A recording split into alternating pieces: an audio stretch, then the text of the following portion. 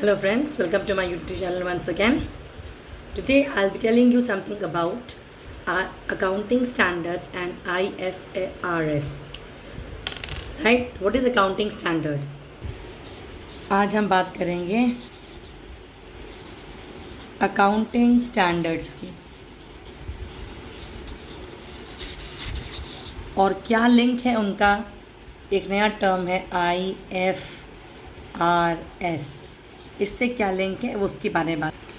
Accounting standard it is a code of conduct, ऐसा code of conduct जो imbibe होता है सारे अकाउंटेंट्स पे, सारे फर्म्स पे, और जितनी भी कंपनीज़ हैं, जितने भी फर्म्स हैं, वो उसको आपको उससे अबाइड करना होता है उस कोड ऑफ कंडक्ट से। अब कौन इसे बनाता है? इसे अ ग्रुप ऑफ अकाउंटेंट जो CAs होते हैं उसे फॉर्मुलेट करते हैं for the regular processing of the activities which is done by a particular firm और ऑर्गेनाइजेशन। तो इसे हम कस्टम कहेंगे, लॉ कहेंगे या कोड ऑफ कंडक्ट कहेंगे, which is prepared by the professional bodies.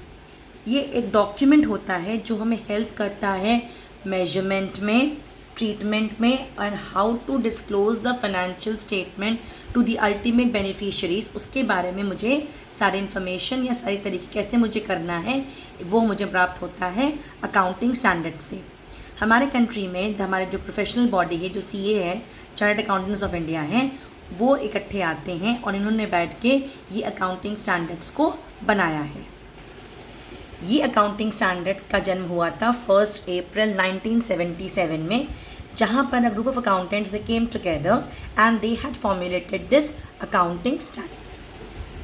अब बारी आती है कि इसका यूज़ क्या है, ऐसा क्यों है कि हमको अकाउंटिंग स्टैंडर्ड की ज़रूरत पड़ती है।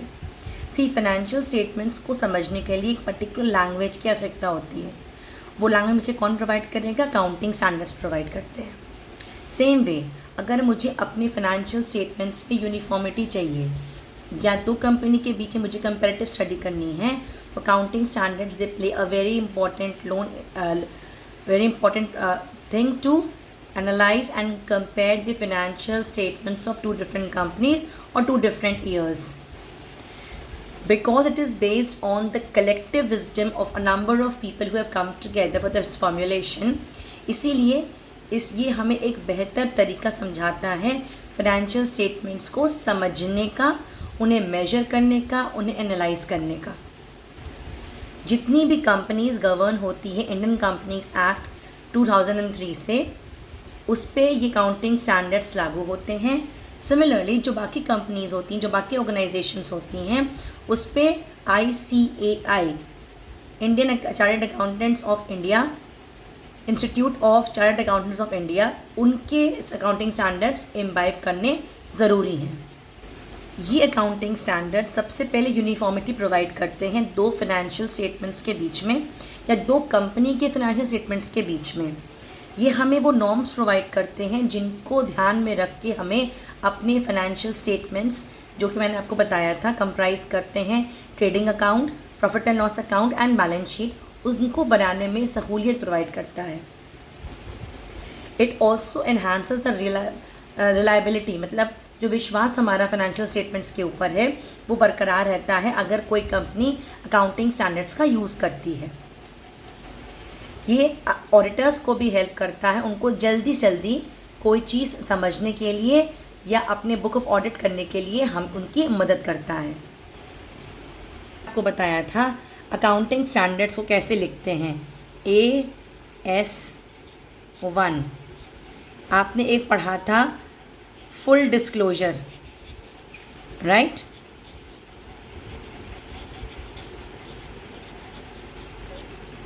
अकाउंटिंग स्टैंडर्ड हमें क्या प्रोवाइड करता है?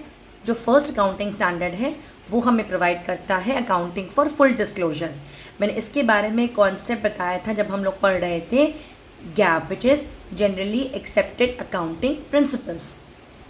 सिमिलरली अलग अलग अकाउंटिंग स्टैंडर्ड्स अलग अलग कॉन्सेप्ट्स के बारे में डिटेल एनालिसिस प्रोवाइड करते हैं। जो अकाउंटिंग स्टैंडर्ड नंबर 2 है वो हमें बताता है वैल्यूएशन ऑफ इन्वेंट्री। सेम तरीके से अकाउंटिंग स्टैंडर्ड नंबर 3 वो बताता है हमें कैश फ्लो स्टेटमेंट के बारे में। तो इसी तरीके से हमारे पास 32 अकाउंटिंग स्टैंडर्ड्स हैं जिनको हर कंपनी को इम्बाइब करना है in the preparation of their financial statements. तो आज इस वीडियो में हमने बताया what is the meaning of accounting standard, उनका नेचर क्या होता है, उनकी ज़रूरत क्यों पड़ती है और किस तरीके से कितने अकाउंटिंग स्टैंडर्ड्स हमारे पास हैं।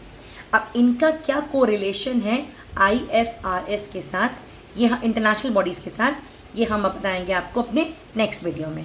आई hope I was able to make you understand the concept of your accounting standard. अगर आपके पास अभी भी कोई डाउट्स हैं तो डिस्क्रिप्शन बॉक्स में आप उसको मेंशन करके उससे मुझसे क्लैरिफाई करा सकते हैं।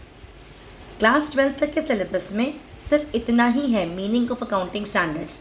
जब हम ग्रेजुएशन लेवल में जाते हैं तो हर एक अकाउंटिंग स्टैंडर्ड का डिटेल्ड वर्जन पढ़ना होता है। तो अभी के लिए फ़िलहाल इतनी जानकारी ज़रूरी है कि अकाउंटिंग स्टैंडर्ड क्या होता है और कौन कौन से अकाउंटिंग स्टैंडर्ड्स के क्या क्या रेलेवेंस हैं या उनके नाम हैं। डिटेलिंग इनकी हमको फ़िलहाल अभी नहीं करनी है।